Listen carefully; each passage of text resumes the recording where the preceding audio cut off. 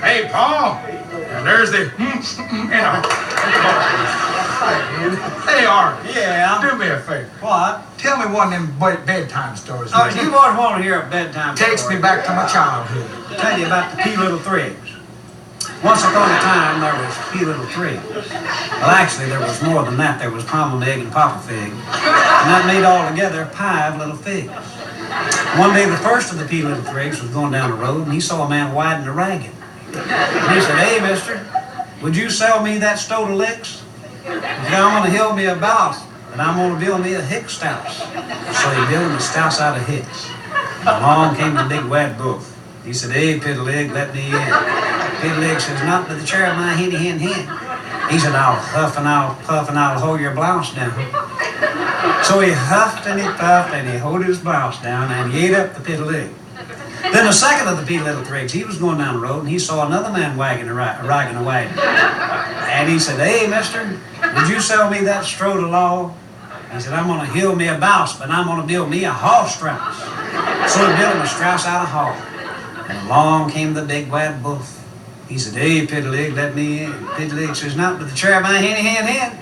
He said, "I'll huff and I'll puff and I'll tear your blouse, or hold your blouse down."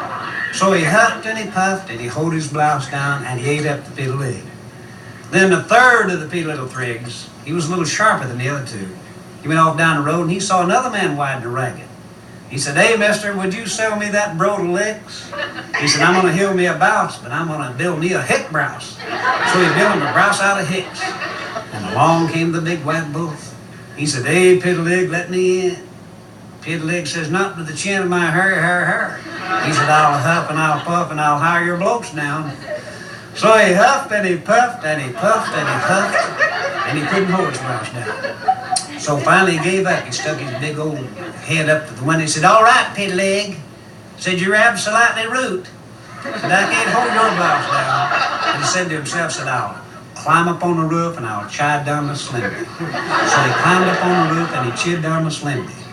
In the meantime, the third of the P Little Thrigs, he knew what was going on. So he ran in the kitchen, got him a great big pot of boiling water, and he set it over the fireplace. And when that big wet boof hit that water, he said, "Ouch." He said, "This is extremely painful to a wolf's gluteus maximus." And then he ran in the kitchen, got him a real sharp shaft, and cut this big wad boof open, and got his brew little tethers out, and they all three danced and sang and lived heavily after happiness.